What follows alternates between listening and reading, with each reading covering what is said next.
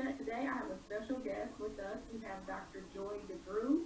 She is a nationally renowned researcher and author. She's also a fellow social worker. So I want to introduce Dr. Joy. Thank you so much for agreeing to be on the podcast today.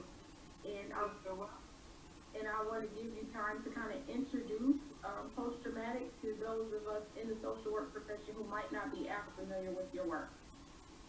Okay, so it's interesting because I taught in a school of social work for like 20 years in Mississippi.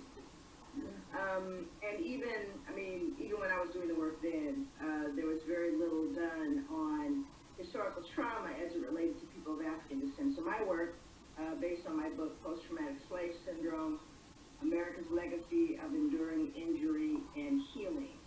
So basically all what I did in my research was looking at historical trauma in people of African descent. Now we've looked at trauma with other groups, we've looked at victims of natural disasters, we've looked at victims of war, Jewish Holocaust victims, and so I thought it was peculiar that the institution of enslavement, which lasted for hundreds of years, no one thought to look at that particular, long enduring trauma.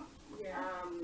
And more importantly, what happens is, no one would discount someone Jewish looking at their history. No one would discount. But the moment we talk about African Americans, that was over a long time ago. I said, wait a minute. If I can experience a traumatic mental health injury as a result of hearing about something horrific happening to someone I love, what do you think several hundred years of trauma produce? So my work was really looking at that and what it looks like, how does it manifest.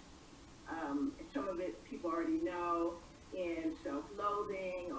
She was pretty, even though she was dark. He was attractive. He was light-skinned, had good hair.